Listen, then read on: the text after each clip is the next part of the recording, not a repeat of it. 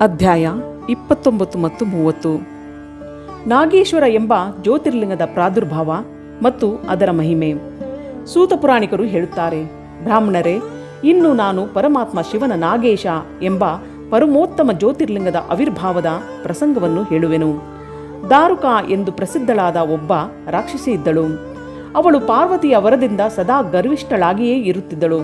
ಅತ್ಯಂತ ಬಲಿಷ್ಠವಾದ ದಾರುಕ ರಾಕ್ಷಸನು ಅವಳ ಪತಿಯಾಗಿದ್ದನು. ಅವನು ಬಹಳಷ್ಟು ರಾಕ್ಷಸರನ್ನು ಜೊತೆ ಸೇರಿಸಿಕೊಂಡು ಸತ್ಪುರುಷರ ಸಂಹಾರವನ್ನು ನಡೆಸಿದನು.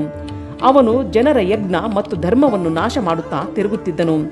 ಪಶ್ಚಿಮ ಸಮುದ್ರ ತೀರದಲ್ಲಿ ಸಂಪೂರ್ಣ ಸಮೃದ್ಧಿಗಳಿಂದ ಕೂಡಿದ ಅವನ ಒಂದು ವನವಿತ್ತು. ಆ ವನವು 16 ಯೋಜನ ವಿಸ್ತಾರವಾಗಿತ್ತು. ದಾರುಕ ತನ್ನ ವಿಲಾಸಕ್ಕಾಗಿ ಹೋದ ಕಡೆಗೆಲ್ಲ ಆ ಭೂಮಿ, ವೃಕ್ಷಗಳು ಹಾಗೂ ಇತರ ಎಲ್ಲ ಉಪಕರಣಗಳಿಂದ ಕೂಡಿದ ವನವು ಅವಳೊಂದಿಗೆ ಹೋಗುತ್ತಿತ್ತು. ಪಾರ್ವತಿ ದೇವಿಯು ಆ ವನದ ಮೇಲ್ವಿಚಾರಣೆಯನ್ನು ದಾರುಕಾಳಿಗೆ ಒಪ್ಪಿಸಿದಳು.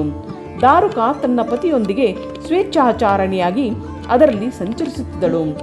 ರಾಕ್ಷಸ ದಾರುಕನು ತನ್ನ ಪತ್ನಿಯೊಂದಿಗೆ ಅಲ್ಲಿ ಇದ್ದುಕೊಂಡು ಎಲ್ಲರಿಗೂ ಭಯವನ್ನುಂಟು ಮಾಡುತ್ತಿದ್ದನು. ಅವನಿಂದ ಪೀಡಿತವಾದ ಪ್ರಜೆಯು ಮಹರ್ಷಿ ಜೌರ್ವನಲ್ಲಿ ಶರಣಾಗಿ ಅವರಿಗೆ ತಮ್ಮ ದುಃಖವನ್ನು ತಿಳಿಸಿದರು. ಜೌರ್ವನು ಶರಣಾಗತರ ರಕ್ಷಣೆಗಾಗಿ ರಾಕ್ಷಸನಿಗೆ, ಈ ರಾಕ್ಷಸನು ಪೃಥ್ವಿಯಲ್ಲಿ ಪ್ರಾಣಿಗಳ ಹಿಂಸೆ ಮತ್ತು ಯಜ್ಞಗಳ ವಿಧ್ವಂಸ ಮಾಡಿದಾಗಲೇ ಗತಪ್ರಾಣನಾಗುವನು ಎಂದು ಶಾಪ ಕೊಟ್ಟನು. ದೇವತೆಗಳಿಗೆ ಈ ಮಾತು ತಿಳಿದಾಗ ಅವರು ರಾಕ್ಷಸನ ಮೇಲೆ ಆಕ್ರಮಣ ಮಾಡಿದರು. ರಾಕ್ಷಸನು ಹೆದರಿದನು. ಅವನು ಯುದ್ಧದಲ್ಲಿ ದೇವತೆಗಳನ್ನು ಕೊಂದರೆ ಮುನಿಯ ಶಾಪದಿಂದ ಸ್ವತಃ ಸಾಯುತ್ತಿದ್ದನು. ಕೊಲ್ಲದಿದ್ದರೆ ಪರಾಜಿತನಾಗಿ ಹಸಿವಿನಿಂದ ಸಾಯುವನು. ಇಂತಹ ಸ್ಥಿತಿಯಲ್ಲಿ ರಾಕ್ಷಸಿ ದಾರುಕೆಯು ಹೇಳಿದಳು, ಭಗವತಿಯ ವರಪ್ರದಾನದಿಂದ ನಾನು ಈ ಇಡೀ ವನವನ್ನು ಬೇಕಾದಲ್ಲಿಗೆ ಕೊಂಡು ಹೋಗಬಲ್ಲೆನು. ಹೀಗೆ ಹೇಳಿ ಆ ಇಡೀ ವನವನ್ನು ಇದ್ದ ಹಾಗೆಯೇ ಸಮುದ್ರಕ್ಕೆ ಸಾಗಿಸಿ ಅಲ್ಲಿ ನೆಲೆಸಿದರು. ರಾಕ್ಷಸರು ಭೂಮಿಯ ಮೇಲೆ ಇರದೆ ಸಮುದ್ರದಲ್ಲಿದ್ದುಕೊಂಡು ಅಲ್ಲಿಯ ಪ್ರಾಣಿಗಳನ್ನು ಕಾಡತೊಡಗಿದರು. ಒಮ್ಮೆ ಮನುಷ್ಯರಿಂದ ತುಂಬಿದ ಅನೇಕ ದೋಣಿಗಳು ಆ ಕಡೆಯಿಂದ ಬರುತ್ತಿರುವಾಗ ರಾಕ್ಷಸರು ಅದರಲ್ಲಿ ಕುಳಿತಿರುವ ಎಲ್ಲ ಜನರನ್ನು ಸೆರೆ ಹಿಡಿದು ಕೊಳಗಳನ್ನು ತೊಡಿಸಿ ಕಾರಾಗೃಹದಲ್ಲಿರಿಸಿದನು. ದಾನವರು ಅವರನ್ನು ಪದೇ ಪದೇ ಗದರಿಸತೊಡಗಿದರು. ಅವರಲ್ಲಿ ಸುಪ್ರಿಯನೆಂಬ ಪ್ರಸಿದ್ಧ ವೈಶ್ಯನೊಬ್ಬನಿದ್ದನು. ಅವನು ಆ ಗುಂಪಿನ ಮುಖಂಡನಾಗಿದ್ದನು. ಅವನು ಬಹಳ ಸದಾಚಾರಿಯೂ ಭಸ್ಮ ರುದ್ರಾಕ್ಷಧಾರಿಯೂ ಭಗವಾನ್ ಶಿವನ ಪರಮ ಭಕ್ತನೂ ಆಗಿದ್ದನು.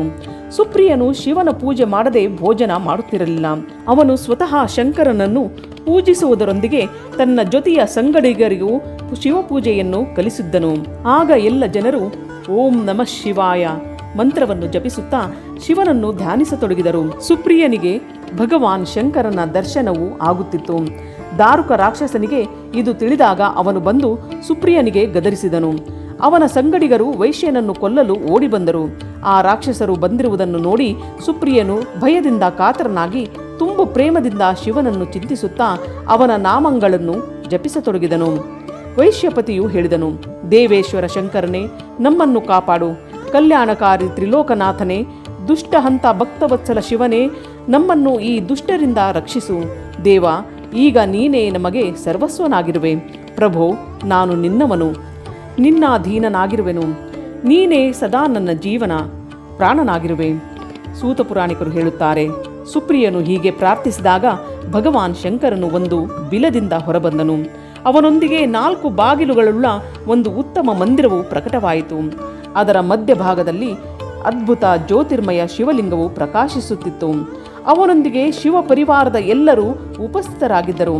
ಸುಪ್ರಿಯನು ಅವನ ದರ್ಶನ ಮಾಡಿ ಪೂಜಿಸಿದನು. ಪೂಜಿತನಾದ ಭಗವಾನ್ ಶಂಭುವು ಪ್ರಸನ್ನನಾಗಿ ಸ್ವತಃ ಪಾಶುಪತವನ್ನು ಎತ್ತಿಕೊಂಡು ರಾಕ್ಷಸರೆಲ್ಲರನ್ನೂ ಅವರ ಎಲ್ಲ ಉಪಕರಣಗಳನ್ನು ಸೇವಕರನ್ನು ತತ್ಕ್ಷಣವೇ ನಾಶ ಮಾಡಿ ದುಷ್ಟಹಂತ ಶಂಕರನು ತನ್ನ ಭಕ್ತ ಸುಪ್ರಿಯನನ್ನು ರಕ್ಷಿಸಿದನು.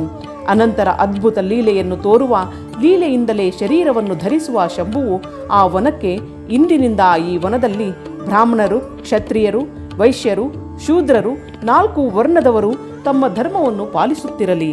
ಇಲ್ಲಿ ಶ್ರೇಷ್ಠ ಮುನಿಗಳು ವಾಸಿಸಲಿ. ತಮೋಗುಣಿ ರಾಕ್ಷಸರು ಇದರಲ್ಲಿ ಎಂದಿಗೂ ಇರಲಾರರು. ಶಿವಧರ್ಮದ ಉಪದೇಶಕರು, ಪ್ರಚಾರಕರು, ಪ್ರವರ್ತಕರು ಇದರಲ್ಲಿ ವಾಸಿಸಲಿ ಎಂದು ವರವನ್ನು ಕೊಟ್ಟನು. ಸೂತ ಪುರಾಣಿಕರು ಹೇಳುತ್ತಾರೆ, ಇದೇ ಸಮಯದಲ್ಲಿ ರಾಕ್ಷಸಿ ದಾರುಕೆಯು ದೀನ ಚಿತ್ತಳಾಗಿ ಪಾರ್ವತಿ ದೇವಿಯನ್ನು ಸ್ತುತಿಸಿದಳು. ಪಾರ್ವತಿ ದೇವಿಯು ಪ್ರಸನ್ನಳಾಗಿ ಇಂತೆಂದಳು, ನಿನ್ನ ಯಾವ ಕಾರ್ಯವನ್ನು ಮಾಡಲಿ ಹೇಳು. ಆಕೆಯು ಹೇಳಿದಳು, ನನ್ನ ವಂಶವನ್ನು ರಕ್ಷಿಸು. ದೇವಿಯು ನಿನ್ನ ಕುಲವನ್ನು ರಕ್ಷಿಸುವೆ, ಇದನ್ನು ನಾನು ನಿಜವಾಗಿ ಹೇಳುತ್ತಿರುವೆನು. ಹೀಗೆ ನುಡಿದು ದೇವಿಯು ಭಗವಾನ್ ಶಿವನಲ್ಲಿ, ಸ್ವಾಮಿ, ನಿಮ್ಮ ಈ ಮಾತು ಯುಗಾಂತ್ಯದಲ್ಲಿ ನಿಜವಾಗುವುದು. ಅಲ್ಲಿಯವರೆಗೆ ತಾಮಸಿ ಸೃಷ್ಟಿಯೂ ಇರಲೆಂದು ನನ್ನ ವಿಚಾರವಾಗಿದೆ. ನಾನು ನಿಮ್ಮವಳೇ ಅಲ್ಲವೇ? ನಿಮ್ಮ ಆಶ್ರಯದಲ್ಲೇ ತಾನೇ ಇರುವವಳು. ಆದ್ದರಿಂದ ನನ್ನ ಮಾತನ್ನು ಸತ್ಯವಾಗಿಸಿರಿ. ಈ ರಾಕ್ಷಸಿ ದಾರುಕೆಯು ದೇವಿಯಾಗಿದ್ದು ನನ್ನ ಶಕ್ತಿಯೇ ಆಗಿರುವಳು ಹಾಗೂ ರಾಕ್ಷಸಿಯರಲ್ಲಿ ಬಲಿಷ್ಠಳಾಗಿರುವಳು. ಆದ್ದರಿಂದ ಇವಳೇ ರಾಕ್ಷಸರ ರಾಜ್ಯಕ್ಕೆ ಶಾಸಕಿಯಾಗಿರುವಳು. ಈ ರಾಕ್ಷಸಿ ಪತ್ನಿಯರು ಪಡೆಯುವ ಪುತ್ರರು ಎಲ್ಲರೂ ಸೇರಿ ಈ ವನದಲ್ಲಿ ವಾಸಿಸಲಿ. ಇದೇ ನನ್ನ ಇಚ್ಛೆಯಾಗಿದೆ. ಶಿವನು ಹೇಳಿದನು, ನೀನು ಹೀಗೆ ಹೇಳುವೆಯಾದರೆ ನನ್ನ ಮಾತನ್ನು ಕೇಳು. ನಾನು ಭಕ್ತರನ್ನು ಪಾಲಿಸಲಿಕ್ಕಾಗಿ ಸಂತೋಷದಿಂದ ಈ ವನದಲ್ಲಿ ನೆಲೆಸುವೆನು. ವರ್ಣ ಧರ್ಮದ ಪಾಲನೆಯಲ್ಲಿ ತತ್ಪರನಾಗಿ ಪ್ರೇಮದಿಂದ ನನ್ನನ್ನು ದರ್ಶನ ಮಾಡುವವನೇ ಇಲ್ಲಿ ಚಕ್ರವರ್ತಿ ರಾಜನಾಗುವನು. ಕಲಿಯುಗದ ಅಂತ್ಯ ಮತ್ತು ಕೃತಯುಗದ ಪ್ರಾರಂಭದಲ್ಲಿ ಮಹಾಸೇನನ ಪುತ್ರ ವೀರಸೇನನು ರಾಜನಿಗೂ ರಾಜನಾಗುವನು. ಅವನು ನನ್ನ ಭಕ್ತನೂ ಅತ್ಯಂತ ಪರಾಕ್ರಮಿಯೂ ಆಗುವನು ಹಾಗೂ ಇಲ್ಲಿಗೆ ಬಂದು ನನ್ನ ದರ್ಶನ ಮಾಡುವನು. ದರ್ಶನ ಮಾಡುತ್ತಲೇ ಅವನು ಚಕ್ರವರ್ತಿ ಸಾಮ್ರಾಟನಾಗುವನು. ಸೂತ ಪುರಾಣಿಕರು ಹೇಳುತ್ತಾರೆ, ಬ್ರಾಹ್ಮಣರೇ, ಹೀಗೆ ದೊಡ್ಡ ದೊಡ್ಡ ಲೀಲೆಗಳನ್ನು ಮಾಡುವ ಆ ದಂಪತಿಗಳು ಪರಸ್ಪರ ಹಾಸ್ಯಯುಕ್ತ ವಾರ್ತಾಲಾಪವನ್ನು ಮಾಡುತ್ತಾ ಅಲ್ಲೇ ಸ್ಥಿತರಾದರು. ಜ್ಯೋತಿರ್ಲಿಂಗ ಸ್ವರೂಪಿ ಮಹಾದೇವನು ಇಲ್ಲಿ ನಾಗೇಶ್ವರನೆಂದು, ಪಾರ್ವತಿಯು ನಾಗೇಶ್ವರಿ ಎಂದು ವಿಖ್ಯಾತರಾದರು. ಅವರಿಬ್ಬರು ಸತ್ಪುರುಷರಿಗೆ ಪ್ರಿಯರಾಗಿರುವರು. ಹೀಗೆ ಜ್ಯೋತಿಗಳ ಒಡೆಯ ನಾಗೇಶ್ವರನೆಂಬ ಮಹಾದೇವನು ಜ್ಯೋತಿರ್ಲಿಂಗದ ರೂಪದಲ್ಲಿ ಪ್ರಕಟನಾದನು. ಅವನು 3 ಲೋಕಗಳ ಸಮಸ್ತ ಕಾಮನೆಗಳನ್ನು ಪೂರ್ಣಗೊಳಿಸುವನು. ಈ ನಾಗೇಶ್ವರನ ಪ್ರಾದುರ್ಭಾವದ ಪ್ರಸಂಗವನ್ನು ಪ್ರತಿದಿನವೂ ಕೇಳುವವ ಬುದ್ಧಿವಂತ ಮಾನವನು ಮಹಾಪಾಪಗಳನ್ನು ನಾಶ ಮಾಡಿ ಸಮಸ್ತ ಮನೋರಥಗಳನ್ನು ಪಡೆದುಕೊಳ್ಳುವನು.